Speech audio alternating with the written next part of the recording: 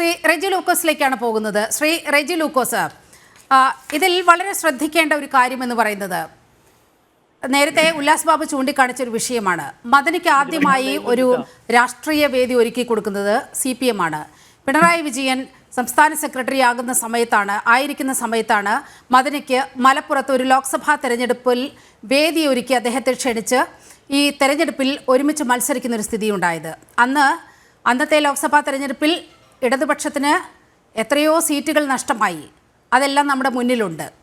മറ്റൊന്ന്, ഈ കഴിഞ്ഞ ലോക്സഭാ തെരഞ്ഞെടുപ്പ്, അവിടെയും വലിയ രീതിയിൽ നഷ്ടം സംഭവിച്ചു. ഇതിൻ്റെയൊക്കെ ഒരു അടിസ്ഥാന കാരണമെന്ന് പാർട്ടി പ്രവർത്തക സമിതി റിപ്പോർട്ടിൽ, പാർട്ടിയുടെ പ്രവർത്തന റിപ്പോർട്ടിൽ തന്നെ പറഞ്ഞ കാര്യങ്ങളാണ് ഞാൻ പറയുന്നത്.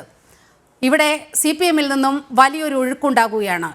ഈ ന്യൂനപക്ഷ പ്രീണനം എന്നത് വലിയൊരു പ്രശ്നമായി, വിഭാഗീയതയുടെ ഏറ്റവും വലിയ പ്രശ്നമായി CPM-ന് ഇന്ന് കാർന്നു തിന്നുകയാണ്. ആലപ്പുഴ ജില്ലയിലാണ് ഏറ്റവും അധികം അത് നമ്മൾ കണ്ടത്. ഒരു സ്ഥിരം വോട്ട് ബാങ്ക് എന്ന് കരുതിയിരുന്ന ഒരു സമുദായം ആകപ്പാടെ ഒന്നാകെ BJP-യിലേക്ക് വരുന്ന ഒരു സ്ഥിതി ഉണ്ടായി. വലിയ രീതിയിൽ നിങ്ങൾക്ക് വോട്ട് ശോഷണമുണ്ടായി. ഈ ഘട്ടത്തിലാണ് ഈ ഒരു തിരിച്ചറിവ് നിങ്ങൾക്കുണ്ടായത്. ഈ ഉപതെരഞ്ഞെടുപ്പിന് തൊട്ട് മുമ്പ് P. ജയരാജൻ്റെ പ്രസ്താവന, ആ പുസ്തകത്തിൽ അദ്ദേഹം എഴുതിയത്, അതിൻ്റെ കൂടെ കൂട്ടിച്ചേർത്ത് വായിക്കേണ്ട ഒരു കാര്യമായിട്ടാണ് രാഷ്ട്രീയ നിരീക്ഷകർ ഈ മോഹനൻ മാസ്റ്റർ പറഞ്ഞതിനെയും കാണുന്നത്. അങ്ങനെ രാഷ്ട്രീയമായി ചിന്തിക്കുന്നതിൽ തെറ്റുണ്ടോ? കൊഴിഞ്ഞു പോകുന്ന ഹിന്ദു വോട്ട് ബാങ്കിനെ നിലനിർത്താൻ വേണ്ടി നിങ്ങൾ കളിക്കുന്ന ഒരു രാഷ്ട്രീയ അജണ്ടയാണ് ഇത് എന്ന് പറയുന്ന എന്നുള്ള തരത്തിലൊരു വിമർശനവും വരുന്നുണ്ട് ഇക്കാര്യത്തിൽ. നീലിമം എക്സോണുമായിട്ട് ബന്ധപ്പെട്ട്, ആ സംഘടനയായിട്ട് ബന്ധപ്പെട്ട് ഞങ്ങളെ ഹിന്ദു വോട്ട് സമാഹരിക്കാൻ വേണ്ടിയിട്ടാണ് ഇതുപോലെ തീവ്രമായ ഒരു പ്രസ്ഥാനമാണ് സംശയിക്കുന്നതിനെ പുറത്ത് കാണിച്ചതൊക്കെ പറഞ്ഞത് എന്നെ അത്ഭുതപ്പെടുത്തു. കാരണം കേരളത്തിൽ അങ്ങനെയൊക്കെയാണ് നമ്മൾ വർണ്ണിക്കുന്നത്.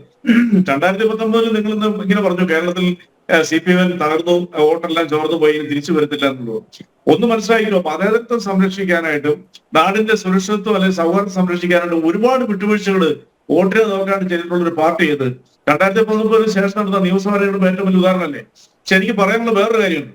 അതായത് എന്തുകൊണ്ടാണ് ഈ പ്രസ്ഥാനത്തിൽ സംശയിക്കുന്നുള്ളതിലേക്ക് നമ്മൾ ഇതുവരെ ചർച്ച പോയിട്ടില്ല. കാര്യം കാരണമുണ്ട്. കേരളത്തിൽ ഒരു ആരോഗ്യ സംരക്ഷണ ഒരു അവയർനെസ് കേരളത്തിൽ കഴിഞ്ഞ കുറെ വർഷങ്ങളായിട്ട് കൂടിയിട്ടുണ്ട്. അത് സർക്കാർ സംഘടനകളും മാധ്യമങ്ങളല്ല അതിനുള്ള പ്രചരണങ്ങൾ നടത്തുന്നുണ്ട്. നല്ലതാ. ഒരു ഹെൽത്തി കമ്മ്യൂണിറ്റിയെ സൃഷ്ടിക്കാനായിട്ടുള്ള പ്രവർത്തനത്തിന്റെ ഫലമായിട്ട് നമ്മുടെ ഗ്രാമപ്രദേശങ്ങളിൽ ഉൾപ്പെടെ മോർണിംഗ് വാക്കുകൾ, യോഗകള്, എക്സർസൈസിന്റെ കൂട്ടായ്മകൾ നിരവധിയുണ്ട്. 10,000 പങ്കെടുക്കുന്നുണ്ട്. അതിൽ അവരെ ആരെങ്കിലും സംശയിച്ചിട്ടുണ്ടോ? ഇപ്പൊ പാലക്കാട് കോട്ടമൈതാനത്ത് ഇപ്പൊ തെരഞ്ഞെടുപ്പിൽ നിങ്ങൾ സൈന്യം കാണിച്ചതാ. എല്ലാ വിഭാഗത്തിൽപ്പെട്ട ആളുകൾ, 100 കണക്കിന് ആൾക്കാർ രാവിലെ അത് ചെറിയ സംഘങ്ങളായിട്ട് അവർ എക്സർസൈസ്, ഓട്ടവും മോർണിംഗ് വാക്ക് എല്ലാം നടത്തുന്നുണ്ട്. ആരെങ്കിലും സംശയത്തിനുണ്ടോ? എന്തുകൊണ്ടാണ് ഇതിനെ സംശയത്തിൽ നിർത്താൻ കാരണം? അവിടാണ് ഈ ചർച്ച കൊണ്ടുപോകേണ്ടത്. അവിടെ നിന്ന് CPM-നെ കുറ്റപ്പെടുത്തുകയല്ല വേണ്ടത്. അതിന്റെ കാരണം എന്തുകൊണ്ടാ?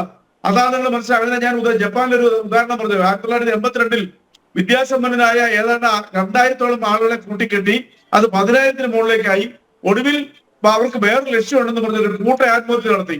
അവർ അഡിക്റ്റഡായി. ഇതേ തന്ത്രമാണ്, ഇതേ സൈക്കോളജിക്കൽ അപ്രോച്ചാണ് ഈ പ്രസ്ഥാനം നടത്തുന്നുള്ള സംശയം കൊണ്ടാണ് മോഹൻ മാസ്റ്റർ ഇത് വെട്ടിത്തുറന്ന് അവതരിപ്പിച്ചത്. പോപ്പുലർ ഫ്രണ്ടിന്റെ 2 പ്രവർത്തകരാണ് ഇതിന്റെ അഡ്മിൻ എന്ന് പറഞ്ഞപ്പോൾ ഇതിന് ഗൗരവം വരിക.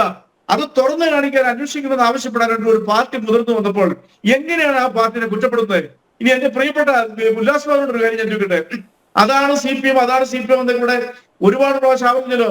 ദേശവിരുദ്ധരും വിഘടനവാദികളായ PDP എന്ന് പറയുന്ന കാശ്മീരിലെ രാഷ്ട്രീയ പ്രസ്ഥാനവുമായിട്ട് കൂട്ടിയേർന്ന് മത്സരിച്ച് അധികാരം പങ്കിട്ട പാർട്ടിയുടെ പേരാണ് BJP. അതിലും തീവ്രമായ സംഘടനയായിട്ട് തന്നെ അധികാരം പങ്കിട്ടുള്ള ആരറിയോ? അതായത് ത്രിപുര വിമോചന മുന്നണി എന്ന് പറയുന്ന ദേശവിരുദ്ധരായ, ഞങ്ങൾക്ക് ഈ രാജ്യത്ത് പോകണമെന്ന് പറഞ്ഞുകൊണ്ട് നിരവധി ബന്ധുക്കൾ ഹർത്താലുകൾ നടത്തിയിട്ടുള്ള ആ പ്രസ്ഥാനവുമായിട്ട് നിങ്ങൾ ത്രിപുരയിൽ കൈകോർത്ത്, അതിന് പുതിയ മുഖവുമായിട്ട് കൈകോർത്ത് നിങ്ങൾ അധികാരത്തിൽ അറിയിട്ടുണ്ട് ഇന്ത്യയിൽ. അറിയോ? ഇതിന് തൊട്ട് മുമ്പത്തെ ഞങ്ങളിൽ നിന്ന് നിങ്ങൾ പിടിച്ചു വാങ്ങിയപ്പോൾ ആ അധികാരം. അപ്പൊ അതുകൊണ്ട് നിങ്ങളുടെ ദേശീയപരമായിട്ടുള്ള വിഘടനവാദികളും വർഗീയവാദികളുമായിട്ട് നിങ്ങൾ തൊട്ടുകൂടാത്തവരാണെന്നൊന്നും പറഞ്ഞൊന്നും വിജയിക്കാൻ ശ്രമിക്കരുത്. ഞങ്ങൾ അങ്ങനെയല്ല. അത് 100% ശ്രദ്ധിച്ചു. ഉല്ലാസ് ബാബുവിനെ പോലുള്ളവര് ഇത്തരം പ്രസ്ഥാനങ്ങൾക്കെതിരെ വാദിക്കുന്നതിനോട് എനിക്ക് അഭിമാനമുണ്ട്. അതിനോട് ഞാൻ അംഗീകരിക്കുന്നു. അവിടെ CPM-നെ വളച്ചു കെട്ടി ആക്രമിക്കുമ്പോൾ ഇവർക്ക് പിന്തുണ കൊടുക്കുന്നതിന് തുല്യ. അതാണ് മനസ്സിലാക്കണ്ടേ. ഇപ്പൊ ഈ ചർച്ചയിൽ പങ്കെടുക്കുന്ന ബഹുമാനോട് ഷാക്കിർ ഒരുപക്ഷെ അറിഞ്ഞുകൊണ്ടായിരിക്കില്ല, ഇതിനകത്ത് പങ്കെടുക്കുന്നവർ അറിഞ്ഞുകൊണ്ടായിരിക്കില്ല. അവർക്ക് അവരുടെ ആരോഗ്യം സംരക്ഷിക്കാതെ കൂട്ടായ്മയുള്ളൂ. ഞാൻ പറഞ്ഞില്ലേ, മധുരം പൊതിഞ്ഞു കൊടുക്കുന്ന ഇത്തരം വിഘടനവാദ മാനസികാവസ്ഥയുള്ള രാഷ്ട്രീയ പ്രസ്ഥാനങ്ങളും സംഘടനകളും ഈ ലോകത്തെല്ലാം വ്യാപിച്ചിരിക്കുന്ന ഇത്തരം മാനസികമായിട്ടുള്ള ഇത്തരം എന്താ പറയുക ബ്രെയിൻ വാഷിങ്ങിലൂടെയാ. അതാ ഞാൻ ഒരു ചെറിയ ഉദാഹരണം തന്നത്. ഇനി അതിനെ വേണമെങ്കിൽ നിരവധി ഉദാഹരണങ്ങൾ പറയാം. പല രാജ്യങ്ങളും ഉണ്ടായത് അൽ ഖ്വയ്ദ എന്ന് പറയുന്ന തീവ്രവാദി പ്രസ്ഥാനം. പക്ഷേ ഇതൊക്കെ സിപിഎമ്മിന് തിരിച്ചറിവുണ്ടായത് എപ്പോഴാണ്? കാൽച്ചുവട്ടിലെ മണ്ണ് ഇങ്ങനെ ഒലിച്ചു പോകുന്നത് കണ്ട് നിസ്സഹായരായി നോക്കി നിൽക്കുന്ന ഒരു ഘട്ടത്തിലാണ് സിപിഎമ്മിന് ഇത്തരത്തിലൊരു വെളിപാടൊക്കെ ഉണ്ടാവുന്നത് എന്നതാണ് ശ്രദ്ധേയം. നല്ല നീലിമ, അങ്ങനെയാണെന്നുള്ള ഞങ്ങൾ ഇവരെയൊക്കെ സൂചിപ്പിച്ചാൽ പോരെ ഇവരുടെ കൂടെ വോട്ട് കിട്ടാൻ വേണ്ടിട്ട്? ഈ രാജ്യത്തിനോട് ആ വോട്ട് കിട്ടില്ല എന്ന് പാലക്കാട് മനസ്സിലായില്ലേ?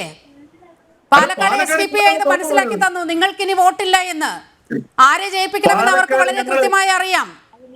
പാലക്കാട് നീലിമേ, ഞങ്ങൾ മാത്രമേ ഉള്ളൂ PDPയുടെയും ജമാഅത്തെ ഇസ്ലാമിയുടെ വോട്ട് വേണ്ടാന്ന് പരസ്യമായിട്ട് PDPയുടെ വോട്ട് വേണ്ട എന്ന് പറഞ്ഞോ? PDP നിങ്ങൾക്ക് പിന്തുണ പ്രഖ്യാപിച്ചു, പക്ഷേ അങ്ങനെ പരസ്യമായി തള്ളി പറയുന്നതൊന്നും കണ്ടില്ലല്ലോ. PDPയുടെ വോട്ട് വേണ്ടെന്ന് പറഞ്ഞില്ലല്ലോ.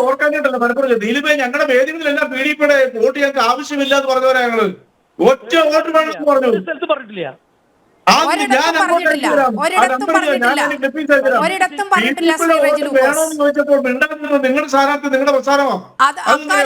അക്കാര്യത്തിൽ ഒരക്ഷരം പോലും മിണ്ടാതെ അപ്പുറത്ത് SDPIയുടെ പിന്തുണ വാങ്ങുന്ന UDFനെ കുറ്റം പറയുകയായിരുന്നു. ശ്രീ ഉല്ലാസ് ബാബു, ഇത്തരത്തിൽ ഏത് ഘട്ടത്തിലാണ് CPMന് ഇങ്ങനെ ഒരു വെളിപാട് വരുന്നത്? പറഞ്ഞോട്ടെ, ഞാൻ എനിക്ക് പിന്നെ ഒന്ന് പോകാണ്ട് ഇന്ന് പറഞ്ഞോട്ടെ. ഓക്കെ, ഞാനത് മറന്നുപോയതാണ് ഷാക്കിർ, ക്ഷമിക്കുക. ഷാക്കിർ ഇപ്പോൾ എയർപോർട്ടിലാണുള്ളത്, ഫ്ലൈറ്റിന് സമയമായി. ഷാക്കിർ പറയൂ. അതായത് ഇപ്പോ ഷാക്കിർ തുടങ്ങുന്നതിന് മുമ്പ് ഒരു കാര്യം ഞാൻ പറഞ്ഞുകൊള്ളട്ടെ. പാലക്കാട് നമ്മൾ കണ്ടത് മുസ്ലിം ലീഗോ അല്ലെങ്കിൽ അനുബന്ധ കക്ഷികളോ അവിടെ എത്തുന്നതിന് മുമ്പ് UDFന് വേണ്ടി വോട്ട് പിടിക്കാൻ ചെന്നത് SDPI ആണ്. ഞാൻ ഒറ്റ കാര്യം സൂചിപ്പിച്ച് തുടങ്ങാം. അതായത് ഇപ്പൊ റെജി ലൂക്കോസ് ആവർത്തിച്ച് പറയുന്ന ഒരു സംഗതിയുണ്ട്. PDPയുടെ വോട്ട് പിന്നെ SDPയുടെ വോട്ട് UDFനാണ്. അപ്പൊ നിങ്ങൾ നോക്ക്, ഈ PDPയുടെ സംസ്ഥാന ഭാരവാഹികൾ കോഴിക്കോട്ട് പത്രസമ്മേളനം വിളിച്ചിട്ട് ഇടതുപക്ഷ ജനാധിപത്യ മുന്നണിക്ക് പിന്തുണ കൊടുക്കുകയാണ്. ഏതാണ് ആ ദിവസം?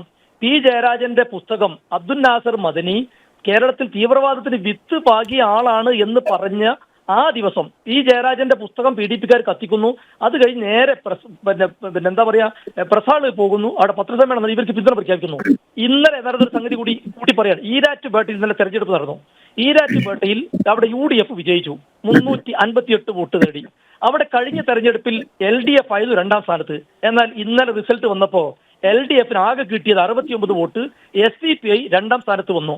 നോക്കൂ നിങ്ങൾ, ഈ LDFന് മുഴുവൻ വോട്ടും SDPIക്ക് കൊടുത്ത ആളുകൾ ഒരു ഭാഗത്ത്, മറുഭാഗത്ത് RSSന് കൊടുക്കുന്നു. ഇവരെ സ്റ്റൈല് നമുക്കറിയാം.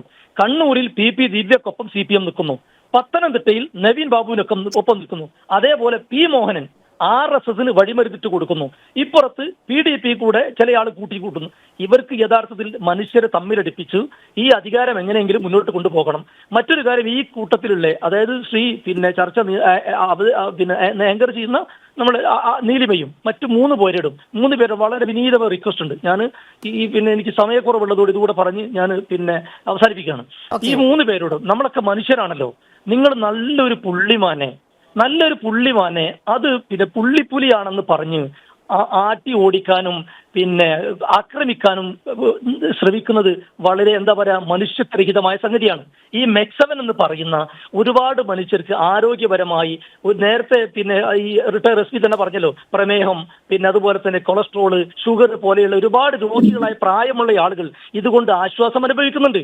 ആ ആളുകൾക്ക് ആശ്വാസം ലഭിക്കുന്നതിന് നിങ്ങൾക്ക് എന്ത് പ്രയാസമാണ്? BJPക്കോ CPMനോ എന്ത് നഷ്ടമാണ്? NDF തുടങ്ങുന്ന സമയത്ത് NDF സ്ഥാപിക്കുന്നതിന് മുമ്പ് ആദ്യം കളരി അഭ്യാസത്തിൽ നിന്നാണ് തുടങ്ങിയത്. കളരി അഭ്യാസത്തിന് ആളുകളെ ചേർത്തുകൊണ്ടാണ് NDFന്റെ തുടക്കത്തിൽ സംഭവിച്ചത്. ഓക്കെ, RSSനെ എതിർക്കുന്നത് പോലെ SDPI NDF ശക്തമായി എതിർക്കുന്നവരാണ് മുസ്ലിം ലീഗുകാർ. നിങ്ങൾക്കറിയാലോ, ഞങ്ങൾ അത് ശക്തമായി എതിർക്കും. നിങ്ങൾ നേരത്തെ റെജി ലൂക്കോസ് പറഞ്ഞു, അഡ്മിന്മാരിൽ 2 പിന്നെ NDFകാരുണ്ട്, പോപ്പുലർ ഫ്രണ്ടുകാരുണ്ട്. നിങ്ങൾ സത്യസന്ധനാണെങ്കിൽ RSSനെ എതിർക്കുന്നത് പോലെ നിങ്ങൾ SDPIയെ എതിർത്തു വന്നോ? എങ്കിൽ പാലക്കാട് എന്താണ് സംഭവിച്ചത്? പാലക്കാട് ഞങ്ങൾ SDPIയെ കൂടെ കൂട്ടിയിട്ടില്ലല്ലോ. SDPIയുടെ വോട്ട് വാങ്ങിയാണ് ജയിച്ചതെന്ന് UDF വിജയം ആഘോഷിക്കുന്നതിന് മുൻപേ ആദ്യം തെരുവിലിറങ്ങിയത് SDPIക്കാരാണ്. ഞങ്ങൾക്ക് തടയാൻ കഴിയില്ല. അത് തെരഞ്ഞെടുപ്പിൽ പൗരന്മാർ വോട്ട് ചെയ്ത് തടാൻ കഴിയുമോ? അത് കഴിയില്ലല്ലോ. ഇതാണ് നിങ്ങളെ കുറിച്ച് പറയുന്നത്. ലീഗിന്റെ മതേതര മുഖം ഉണ്ടായിരുന്നുവെങ്കിൽ അത് പൂർണ്ണമായും നഷ്ടപ്പെട്ടു കഴിഞ്ഞു എന്ന് നിങ്ങൾക്കെതിരെ വിമർശനം ഉന്നയിക്കുന്നത് ഈ ഒരു ഘട്ടത്തിലൊക്കെ തന്നെയാണ്. നിങ്ങൾ ഇന്ന് ചർച്ചക്കെടുത്ത വിഷയം മെക്സവൻ എന്നുള്ളതിനെ കുറിച്ച് ഏത് അന്വേഷണവും സ്വാഗതം ചെയ്യുന്നു. ഏത് അന്വേഷണം നേരത്തെ ശ്രീ ആന്റണി വളരെ സത്യസന്ധമായി ഇപ്പൊ അദ്ദേഹം ചർച്ചയിൽ പങ്കെടുത്തു.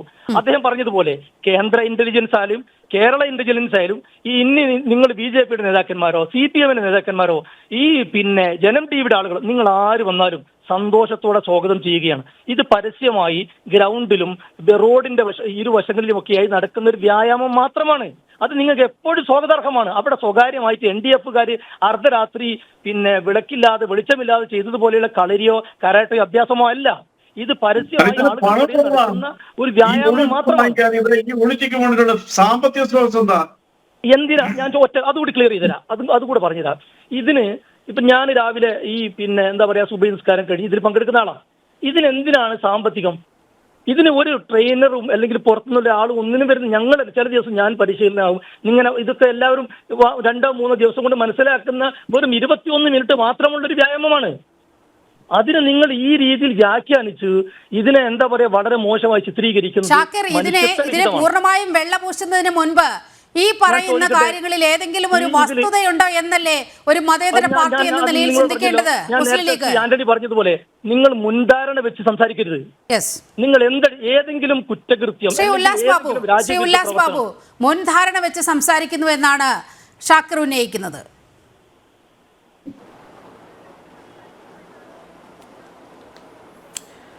അല്ല, മുസ്ലിം ലീഗിൽ തന്നെ അദ്ദേഹം മറുപടി പറയേണ്ടി വരുമെന്നാണ് എനിക്ക് തോന്നുന്നത്. കാരണം അവർക്ക് പുറമേക്കൊരു മിനുക്കുപണി ഉണ്ടല്ലോ. അപ്പോൾ ആ മിനുക്കുപണിയുടെ ഭാഗമായിട്ട് ഈ ഇരട്ടക്കാരി അദ്ദേഹത്തിൻ്റെ മറുപടി ഉള്ളൂ. സാർ, NDF ഇരുട്ടിൽ നടത്തിയ കാര്യങ്ങൾ നിങ്ങൾ വെളിച്ചത്തിൽ നടക്കുന്നു. ഇരുട്ടിൽ നിന്ന് വെളിച്ചത്തിലേക്ക് എത്തിയ കാര്യങ്ങൾ എന്നുള്ളത് നിങ്ങൾ മനസ്സിലാക്കുക. നിങ്ങളത് അറിവില്ലാതെയാണ് പങ്കെടുക്കുന്നതെങ്കിൽ അടിയന്തരമായി അതിൻ്റെ ഇന്നർ പൊളിറ്റിക്സ് നിങ്ങൾ പഠിക്കുക. അതിൻ്റെ പോക്ക് എവിടേക്കാണെന്ന് നിങ്ങൾ തിരിച്ചറിയുക. ഇതിൻ്റെ പിന്നിലുള്ള ഉദ്ദേശശുദ്ധിയെ നിങ്ങൾ തിരിച്ചറിയുക. നാളെ എന്താണ് ഉണ്ടാവാൻ പോകുന്നതെന്ന് നിങ്ങൾ മനസ്സിലാക്കുക. അതൊക്കെ നിങ്ങൾ തിരിച്ചറിഞ്ഞിട്ട് ഒരു രാഷ്ട്രീയ പ്രവർത്തകനായതുകൊണ്ടാണ് നിങ്ങളൊരു സാധാരണ അതിൻ്റെ ഒരു വിശ്വാസിയായി പോകുന്ന അല്ലെങ്കിൽ അതിൻ്റെ ഒരു അഡിക്റ്റായിട്ട് പോകുന്ന ഒരാളാണെങ്കിൽ നമുക്ക് നിയമത്തിൻ്റെ വഴി തന്നെ സാധിക്കുള്ളൂ. പക്ഷേ ഇത് നിങ്ങൾ രാഷ്ട്രീയ പ്രവർത്തകൻ, അത് ഉദ്ദേശശുദ്ധി നല്ലതാണ് എങ്കിൽ നിങ്ങൾ അതിനെക്കുറിച്ച് അറിയുന്നത് നിങ്ങൾക്ക് നല്ലതായിരിക്കും.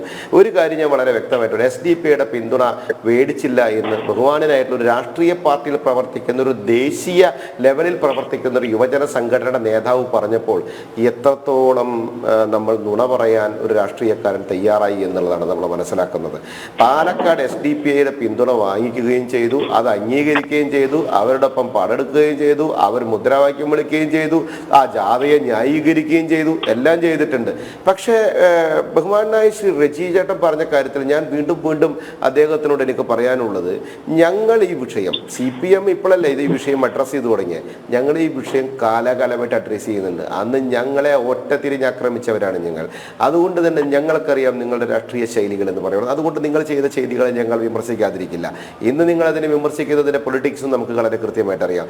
നിങ്ങളൊരു കാര്യം മനസ്സിലാക്കേണ്ടത്, ഇതേ വിഷയങ്ങൾ നിങ്ങൾ ഉന്നയിക്കുമ്പോഴും ഇതേ പ്രശ്നങ്ങൾ നിങ്ങൾ അഡ്രസ്സ് ചെയ്യുമ്പോഴും ഷൊർണൂരിൽ നിങ്ങൾ SDPയുടെ പിന്തുണ എന്തിനാണ് വാങ്ങിച്ചത്? നിങ്ങൾ പത്തനംതിട്ട അടക്കമുള്ള വിവിധ സ്ഥലങ്ങളിൽ SDPയുടെ പിന്തുണ എന്തിനാണ് വാങ്ങിക്കുന്നത്?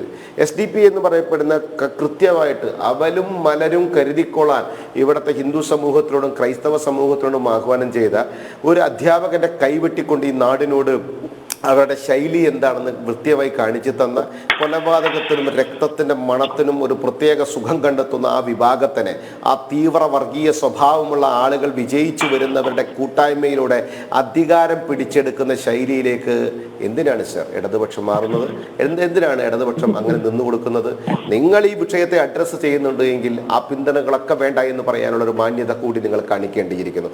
അവിടെയാണ് ഞാൻ പറഞ്ഞത്, നിങ്ങൾ പുറത്തൊരു ശൈലി കാണിക്കുമ്പോഴും അകത്ത് മൃദു സമീപനമായി ഒരു സർക്കാരിനെ നയിക്കുന്ന പാർട്ടി വരരുത് എന്ന്. കോൺഗ്രസിനെ ഞങ്ങൾ പറയൂല, കോൺഗ്രസിന്റെ പ്രതിനിധി ഇവിടെ ഇല്ലാത്തതുകൊണ്ടാണ്. കോൺഗ്രസ് എന്ന് പറയപ്പെടുന്നത് അവർക്ക് പാത്രം വെച്ചിരിക്കുകയാണ്.